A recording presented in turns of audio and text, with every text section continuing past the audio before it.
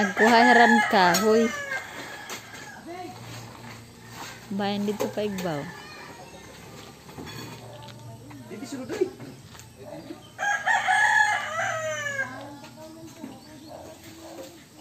Din malani mo ya ibutang, mo gamit. Din malani mo ibutang. Ah, oo.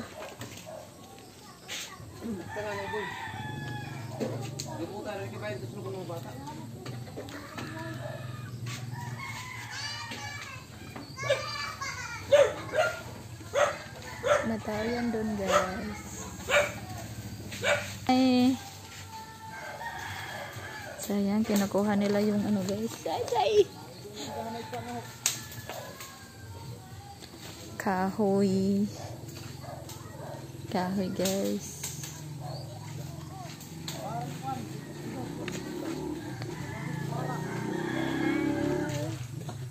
Mana ito naluat. Buwas. Nalat ya. Buwas na pod. Maray nakaduhol o turuhan baras ano boy? Tulol ano? Tanong ko lang yun ang atong pinatanan nila na deliver. Kakulop 30 man adto. Yan na, abot ka lang ito mag-deliver yan na. Tulo ka balik.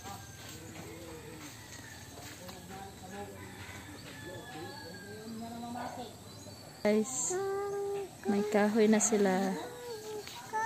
Ayan na guys. Kahoy nila. So, hindi na kinakailangan pumunta sa gubat o bundok para mangahoy guys. So, nandiyan na yung kahoy.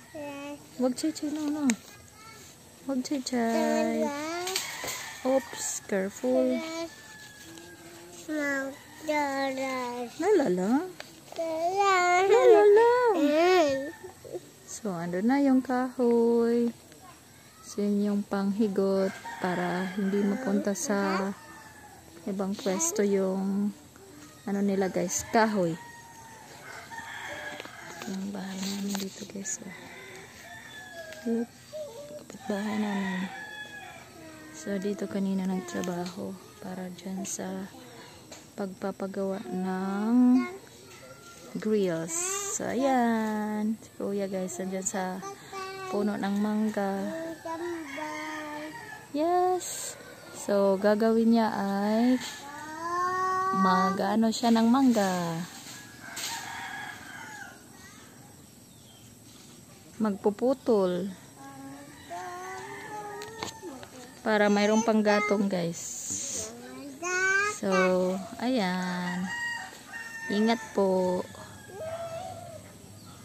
Guys, pinuputol na ni Kuya yung kahoy. Huwag ka dyan, Chay-Chay. Dali, Chay, huwag ka dyan, Chay. Ayan. So, ayan, panggatong yan guys. So, chugs. Ayan, good job. Oh my God. Naiguhakwan. Wire. Dali na, Nap. Dali na. Come on, come on. Come on, Chay-Chay. So, andun na yung kahoy, naputol na. Kaso, umano siya sa wire guys. Andun siya. Nandun siya sa puno ng langka. So, ayan.